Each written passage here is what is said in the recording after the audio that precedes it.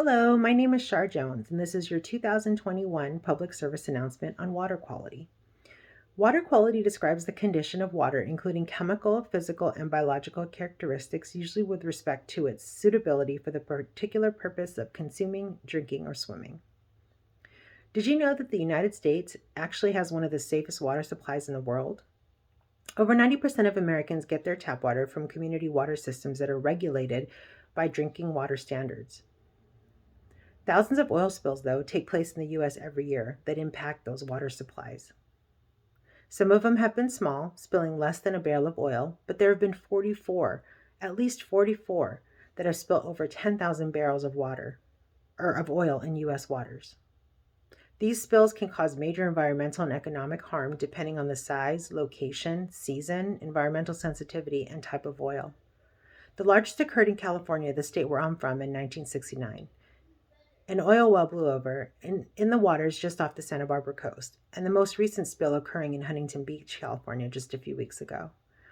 Roles and responsibilities of agencies tied to oil spills, one being the National Oceanic and Atmospheric Administration, or NOAA, which is a government agency that prides themselves on enriching life through science. The NOAA supports products and services that also support economic vitality and affect more than one-third of America's gross domestic product. Their dedicated scientists use cutting-edge research and high-tech instrumentation to provide us with information that is reliable when we need it.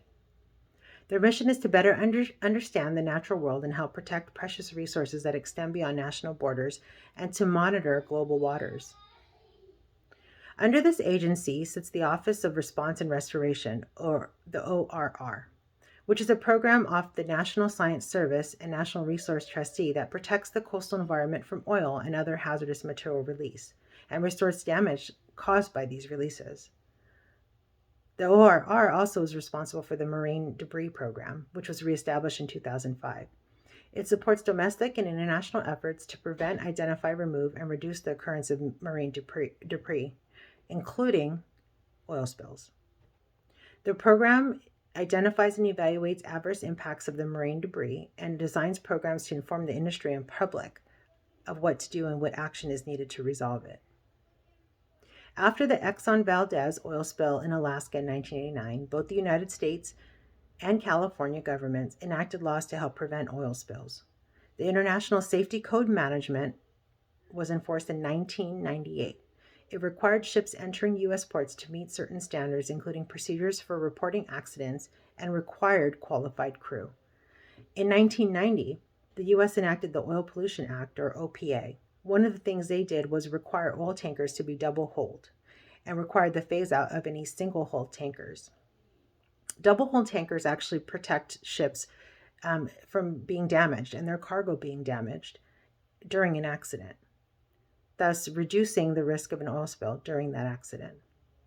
California also enacted the Oil Spill Prevention and Response Act in 1990, which established the Office of the Oil Spill Prevention and Response within the Department of Fish and Game, which authorized folks to direct spill response, cleanup, national resource damage, and assessment activities, as well as regulate all private vessels grossing over 3,000 tons.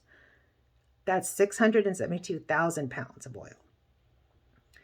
Oil in the water can be deadly for animals. Oil is toxic when ingested. When birds get oil on their feathers, it impairs the important waterproofing that is necessary to keep birds warm, and also they cause them to lose their ability to float in the water or fly.